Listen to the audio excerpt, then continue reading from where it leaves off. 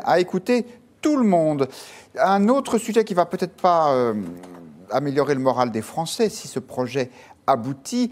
Françoise Nyssen, la ministre de la Culture, il y a quelques semaines, avait évoqué l'idée d'augmenter la taxe pour la redevance télévisuelle, pour être plus précis, l'idée qui avait été abandonnée, et Aurore Bergé, qui est députée de La République En Marche, mais qui est surtout l'auteur d'un rapport sur l'avenir de l'audiovisuel, est revenue à la charge, c'était ce matin sur RTL. Pour elle, tout le monde doit payer la redevance télé, même ceux qui ne l'ont pas, la télé. Déjà, on ne consomme pas la télé forcément devant un téléviseur. Il y a une cohérence à avoir, déjà face aux avancées technologiques, puis une forme d'équité aussi à avoir. Aujourd'hui, c'est surtout les CSP+, par exemple, qui ne payent pas la redevance, parce qu'ils regardent la télé non pas devant un téléviseur, mais devant leur tablette ou avec leur smartphone, par exemple. Allez, Nicolas Bouzou, encore un nouvel impôt ? Bah oui, mais vous répondez à ma place. Je pensais qu'il n'y en aurait pas de nouveau. Non mais vous voyez, là on est vraiment face à un problème, à mon avis, gravissime. Comment l'un des grands problèmes de la politique économique dans ce pays, c'est qu'elle n'est pas crédible. Mais ce n'est pas lié à ce gouvernement, c'est quelque chose qu'on connaît depuis extrêmement longtemps, parce qu'il y a en permanence des signaux contradictoires. Et notamment sur la fiscalité.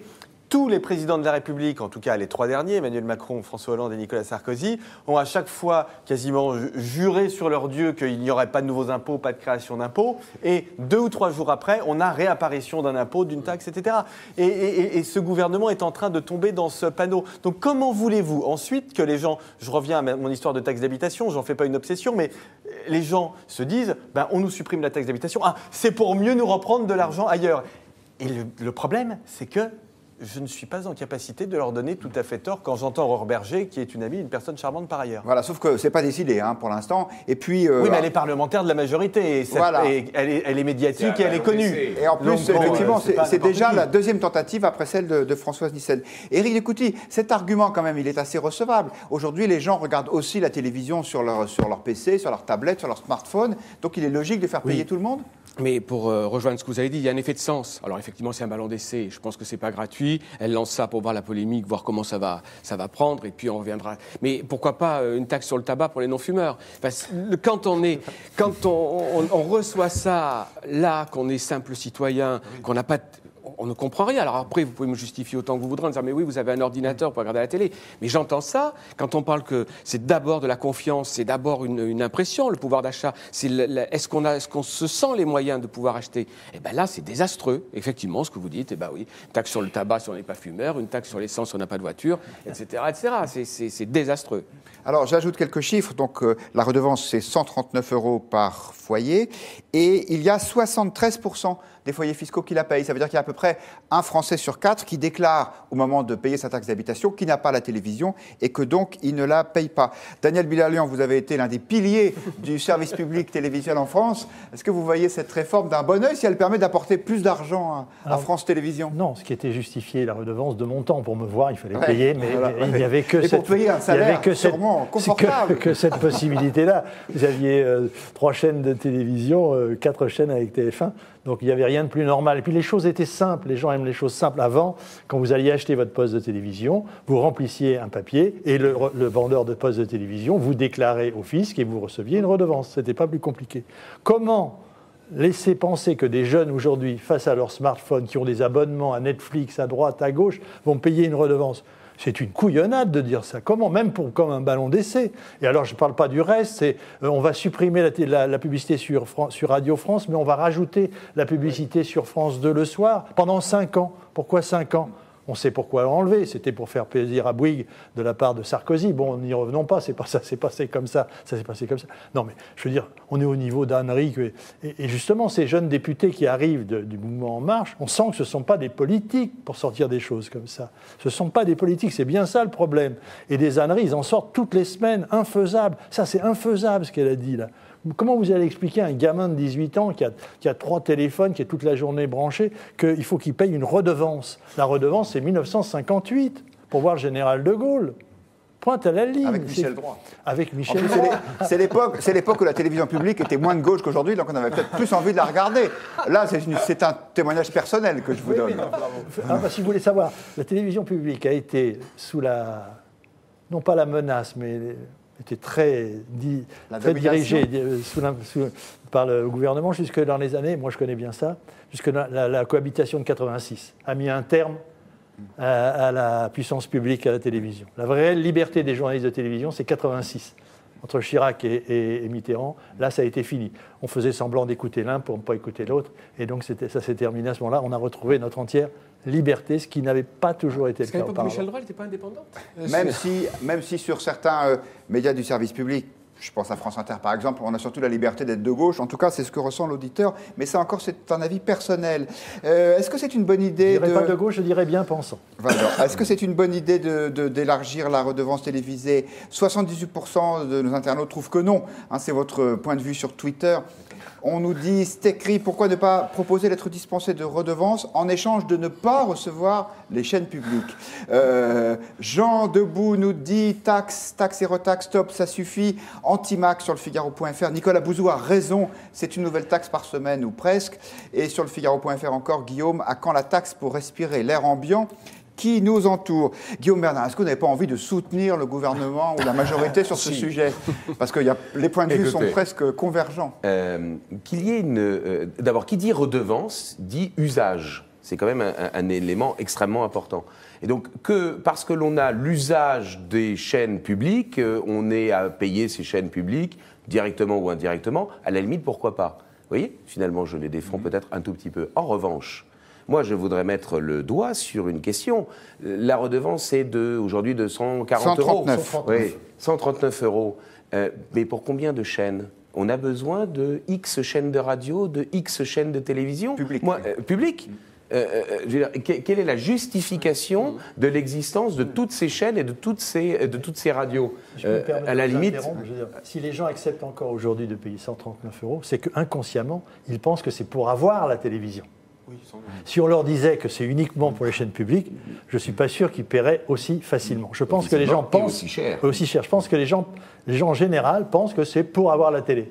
Voilà. Qu'il y ait une chaîne publique qui diffuse la comédie française, moi ça m'irait très bien. Nicolas Bouzou, est-ce que l'économiste libéral que vous êtes considère comme justifié qu'il y ait un service public de cette taille en France aujourd'hui? Non, qu'il y ait un service public de télévision, oui, je pense que c'est tout à fait justifié. Il y en a dans tous les pays du monde et certains sont très qualitatifs. Au Royaume-Uni, la BBC, c'est quand même une très belle réussite.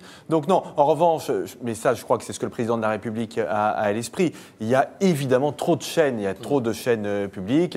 Il y en a certaines qui sont tout à fait confidentielles et ça coûte quand même assez cher et la redevance est relativement élevée. Donc je pense qu'il faut rationaliser ça, mais bien qu'étant libéral, je suis quand même pragmatique, donc je n'achète pas l'idée selon laquelle on pourrait imaginer une télévision complètement privée. Il y a très peu de pays dans lesquels ça existe. Éric Ducoutier, vous trouvez qu'il y a trop de chaînes dans l'audiovisuel public en France? C'est évident. Il y a des chaînes qui sont, d'ailleurs, je crois que c'est, je ne sais plus laquelle, j'ai oublié le nom, le chiffre, c'est la 4, qui a un auditoire dérisoire. Enfin, c'est quelques centaines de milliers de téléspectateurs qui la regardent.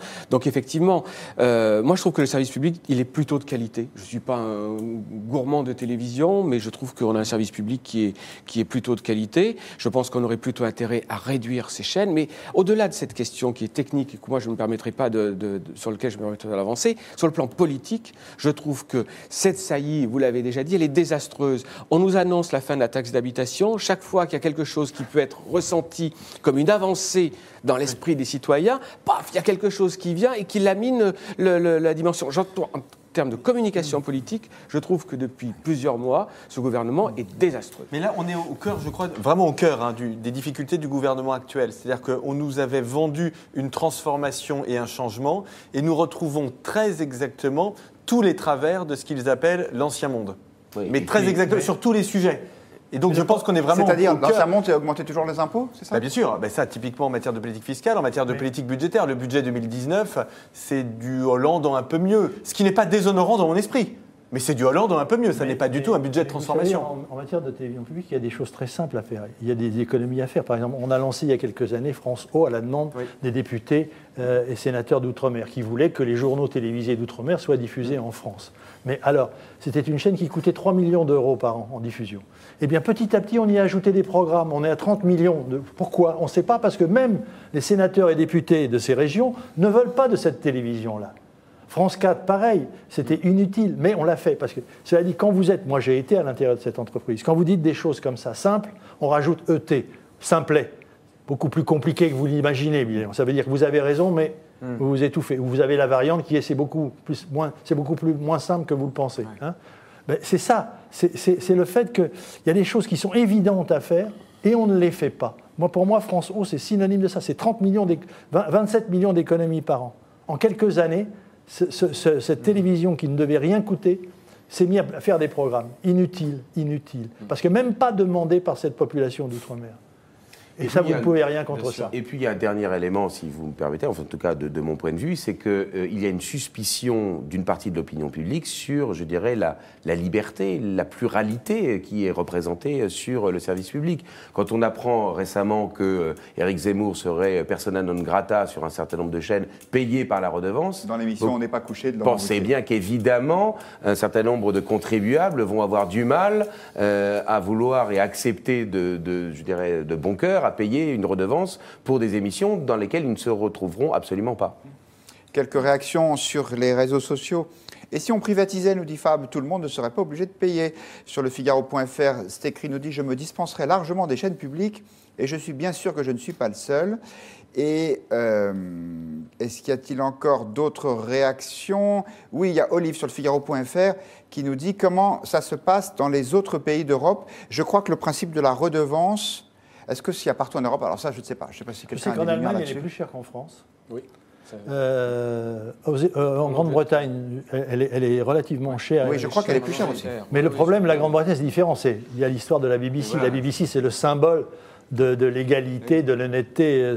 Elle sonne toutes les heures à Big Ben. Hein. Donc c'est très différent. On a voulu faire ça, mais la radio et la télévision publique en France, ce ne sera jamais la BBC. C'est pour ça qu'elle est contestée et parfois et souvent critiquée, et pas toujours à juste titre, mais pas toujours à tort. Nous fêtons cette semaine les 60 ans de la Constitution de la Ve République qui établissait la prééminence du chef de l'État, élu, comme chacun sait, au